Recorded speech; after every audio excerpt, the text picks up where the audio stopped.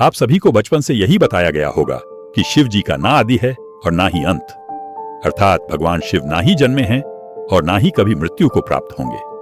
पर शायद यह सच नहीं है, क्योंकि विष्णु पुराण और शिव पुराण में शिव जी की उत्पत्ति को लेकर बातें बताई गई हैं। यहां तक कि श्रीमद् देवी महापुराण में शिव जी के माता और पिता का भी वर्णन मिलता है। तो आखिर कौन है शिव जी के माता और पिता?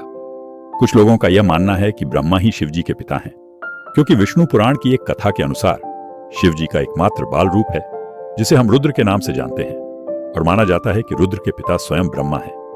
पर आखिर इसकी सच्चाई क्या है और पूरे संसार को शिक्षा देने वाले शिव ने अपनी शिक्षा कहां से प्राप्त की? तो चलिए जानते हैं शिव जी के जन्म का असली रहस्य।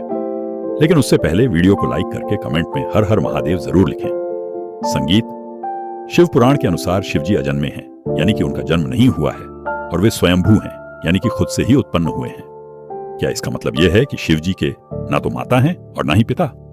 लेकिन विष्णु पुराण में तो कुछ और ही लिखा मिलता है, जिसके अनुसार विष्णु जी के नाभि से निकले कमल से ब्रह्मा जी की उत्पत्ति हुई और उनके माथे के तेज से शिव की उत्पत्ति हुई, जिसके कारण शिव जी को ज्यादातर समय ध्यान मुद्रा में दिखाया जाता है। लेकिन शिव पुराण में तो इसका उल्टा लिखा मिलता है, जिसके अनुसार एक बार जब शिव जी अपने घुटनों को मल रहे थे तो उनके घुटनों के मैल से श्री हरि विष्णु की उत्पत्ति हुई। अब इस मामले में तो दोनों पुराणों में अलग अलग बातें बताई गई हैं, परंतु विष्णु पुराण की एक और कथा के अनुसार ब्रह्मा ही शिव जी के पिता हैं। क्या यह सच है? तो चलिए जानते हैं इसकी सच्चाई। लेकिन उस कथा को समझने से पहले एक और कथा को जान लेते हैं, जो काफी ज्यादा प्रसिद्ध है। और इसी कथा के अनुसार शिव जी को आदि अनादि का दर्जा मिला, यानी कि ना ही उनका कोई शुरुआत है और ना ही अंत। दरअसल एक समय की बात है, भगवान विष्णु और ब्रह्मा में यह बहस छिड़ गई कि उन दोनों में से कौन ज्यादा महान है। ब्रह्मा को अपने सृष्टिकर्ता और सृष्टि को रचने का अभिमान था, वहीं विष्णु को इस जगत के पालनहार होने का घमंड था।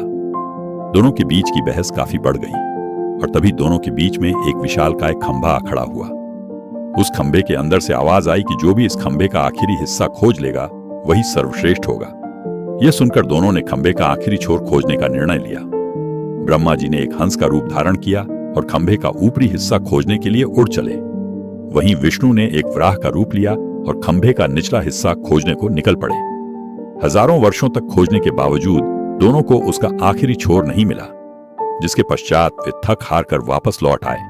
अंततः खंभे के भीतर से शिवजी प्रकट हुए। यह कथा यह दर्शाती है कि शिवजी का ना तो आदि है और ना ही अंत। लेकिन दोस्तों, क्या आपको पता है, इसी दौरान जब विष्णु और ब्रह्मा थक हार कर वापस लौटे और जब शिवजी प्रकट हुए, तब उन्होंने दोनों से पूछा कि क्या आपको खंभे का आखिरी छोर मिला? विष्णु ने निराशा भरे शब्दों में कहा कि मैं इसका आखिरी हिस्सा खोजने में असफल रहा। परंतु ब्रह्मा जी ने यह झूठ बोला कि वह इसका आखिरी हिस्सा खोजने में सफल रहे। यह बात सुनकर शिवजी काफी क्रोधित हुए और ब्रह्मा को श्राप दिया कि आज से पृथ्वी लोक पर तुम्हारी कोई पूजा नहीं करेगा, जिसके कारण आज भी ब्रह्मा जी का ना तो ज्यादा कोई मंदिर है और ना ही उन्हें पूजा जाता है।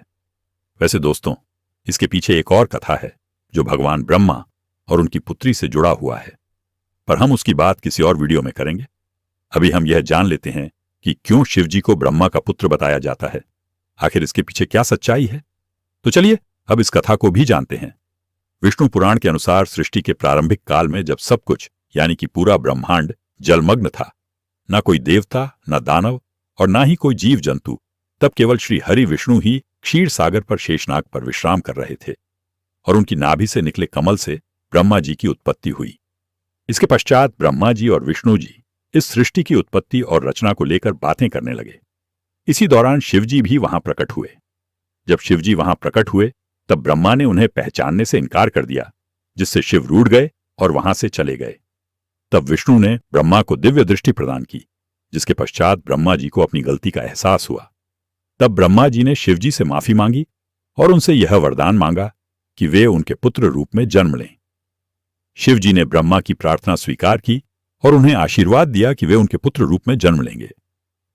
हजारों साल बीत जाने के बाद जब ब्रह्मा जी ने इस सृष्टि की रचना शुरू की, तब उन्हें एक बच्चे की जरूरत पड़ी और तब उन्हें शिव जी का आशीर्वाद याद आया, जिसके बाद ब्रह्मा जी ने कठोर तपस्या की और उनकी तपस्या से प्रसन्न होकर भगवान शिव एक बालक रूप में उनकी गोद में प्रकट हुए।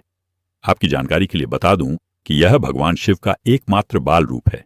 दरअसल जब शिव जी बाल रूप में प्रकट हुए तो काफी ज्यादा रोने लगे और जब ब्रह्मा जी ने उनके रोने का कारण पूछा तो उन्होंने बड़ी ही मासूमियत से कहा कि वे इसलिए रो रहे हैं क्योंकि उनका कोई नाम नहीं है। तब ब्रह्मा जी ने उन्हें रुद्र नाम दिया, जिसका अर्थ होता है रोने वाला। परंतु इसके बावजूद भी शिवजी शांत नहीं हुए, क्योंकि उन्हें यह नाम पसंद नहीं आया। जिसके बाद ब्रह्मा ने उन्हें दूसरा नाम दिया, जो है सर्व। पर शिवजी को यह नाम भी पसंद नहीं आया। जिसके बाद ब्रह्मा ने उन्हें और भी नाम दिए, जैसे भव, उग्र, भीम, पश,